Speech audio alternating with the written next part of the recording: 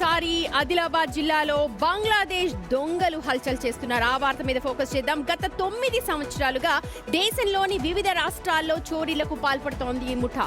మన దేశంలోకి అక్రమంగా చొరబడ్డ 2 విదేశీ దొంగలు నకిలీ ఆధార్ కార్డులు సృష్టించుకున్నారు. పగటిపూట వీధుల్లో కుక్కర్లు, గ్రైండర్లు విక్రయిస్తున్నట్టుగా నటిస్తూ రెక్కీ చేయడం, రాత్రికి దొంగతనం చేయడం వీరి ప్లాన్ గా మారుతోంది. ప్రధాన నిందితుడు మహమ్మద్ పై రాష్ట్ర వ్యాప్తంగా 8 కేసులున్నాయి. తాజాగా ఆదిలాబాద్ నియోజకవర్గ ఇన్ఛార్జి కంది శ్రీనివాసరెడ్డి ఇంట్లో జరిగిన చోరీ కేసును దర్యాప్తులో పోలీసుల చేతిలో చిక్కింది ఈ ముఠా. వారి వద్ద నుంచి దాదాపు 8 లక్షల విలువ చేసే 73 గ్రాముల బంగారం, 171 గ్రాముల వెండి, అలాగే ఐఫోన్లు, 2 వీలర్లు, ఐప్యాడ్లను కూడా స్వాధీనం చేసుకున్నారు. డేంజర్. ఎవరైనా ఊళ్ళల్లోకి కొత్తగా వచ్చినప్పుడు ఏమైనా ఇటువంటి రికవర్ అయినాయి. ఈ మొత్తం అంటే ఫుల్ ఈ మేజర్ మనకు some 8 lakh rupees worth property ఇక్కడ రికవర్ అయినాయి. ఈ మొత్తం అంటే ఫుల్ రికవరీ అయింది. ఏమేమి దొంగతనం అయింది అంటే ఆ మొత్తం మన దాంట్లో మొత్తం రికవరీ అయింది.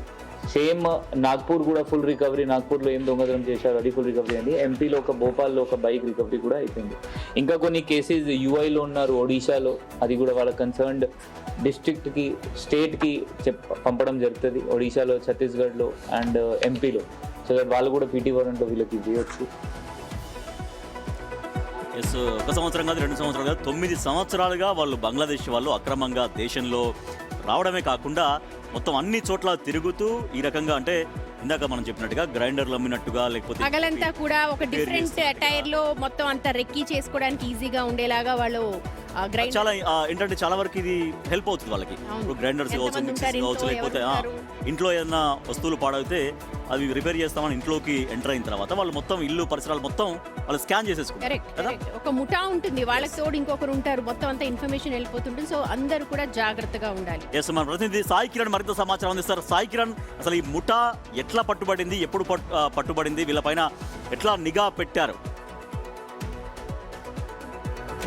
రాజేష్, ఆదిలాబాద్ పట్టణంలో ఉంటున్న ఇటు నియోజకవర్గ ఇన్ఛార్జ్ కాంగ్రెస్ సంబంధించి కంది శ్రీనివాసరెడ్డి ఇంట్లో ఇటీవల దొంగతనం జరిగింది. ఆ దొంగతనం కేసుకు సంబంధించి పూర్తిగా పోలీసులు దర్యాప్తులో పూర్తిగా వీళ్ళైతే ఈ ముగ్గురు దొరికారు. పూర్తిగా వీళ్ళు ముగ్గురు దొరికిన తర్వాత వాళ్ళ దగ్గర ఉన్న ఆధారాలను పరిశీలించినప్పుడైతే వీళ్ళిద్దరు ప్రధానంగా ఈ మహమ్మద్ జౌలి అలీ అని సంబంధిత వ్యక్తి మరియు రుమాన్ అలీకి 2 వ్యక్తులు కూడా బంగ్లాదేశ్ సంబంధించిన పౌరసత్వ ధృవీకరణ పత్రాలు వాళ్ళ వద్ద దొరకడంతో పూర్తిగా వాళ్ళిద్దరు కూడా బంగ్లాదేశ్ దేశానికి చెందిన వాళ్ళుగా అయితే ఫైండ్ అవుట్ అయింది. ఇందుకు సంబంధించి పూర్తిగా వాళ్ళ వద్ద నుంచి ఇటు ఆదిలాబాద్ టౌన్ లో చేసిన దొంగతనం కావచ్చు, అదేవిధంగా ఇటు మహారాష్ట్రలోని నాగ్పూర్ లో చేసిన మరో చోరీ కేసుకు సంబంధించిన సొత్తునైతే రికవరీ చేశారు. పూర్తిగా దర్యాప్తు మరింత లోతుగా చేస్తే పూర్తిగా వీళ్ళిద్దరు ప్రధాన నిందితుడు దీంట్లో అయినటువంటి జౌని అలీ అలియాస్ జానీ అనే క్యాండిడేట్ పూర్తిగా 2015 భారతదేశంలో చేరబడి వీళ్ళేనా ఇంకా వీళ్ళ సహచరులు ఎంతమంది అయినా ఉన్నారా మొత్తం వ్యాప్తంగా, జిల్లా వ్యాప్తంగా?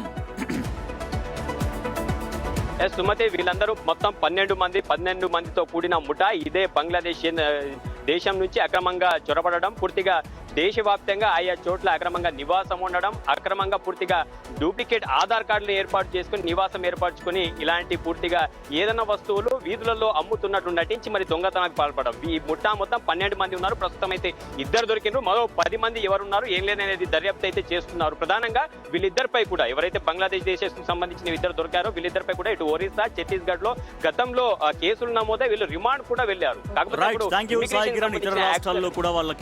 వాళ్ళు దొంగతనానికి పాల్పడ్డారంట. సో దాంతో పాటుగా చాలా వరకు వాళ్ళపైన కేసెస్ ఉన్నాయి. అంటే దేశంలో 12 మంది, అందులో 2 దొరికారు, ఇంకో 10 మంది ఉన్నారు. సో అందరూ కూడా జాగ్రత్తగా ఉండాలి. ఎందుకంటే చూసాం మనం వెస్ట్ బెంగాల్లో వలసదారులు ఏవైతే బంగ్లాదేశ్ అందరినీ కూడా ఏరి వేశారు. ఆ టైంలో బహుశా వీళ్ళందరూ కూడా వేరే రాష్ట్రాలకి ఏమైనా వలస వచ్చేసారేమో అలాగా ఉంటారు. సో అక్కడ అంటే ఇక్కడ ఇంట్రెస్టింగ్ ఏంటంటే ఆధార్ కార్డ్ అనేది మన అంటే దేశానికి సంబంధించినటువంటి ఒక అత్యున్నతమైన స్థాయిలో మనం గుర్తింపు కార్డుగా మనం భావిస్తుంటాం. సో అటువంటి ఆధార్ కార్డ్ అసలు ఎట్లా వీళ్ళకి వస్తూ ఉంది? సో ఇది కూడా ఒక దీని వెనకాల కూడా ఒక ముఠా ఉంటుంది. ఇటువంటి వాళ్ళందరికీ భారతదేశంలో ఉన్నటువంటి ఆధార్ కార్డ్స్ ఎట్లా వీళ్ళకి వస్తున్నాయి?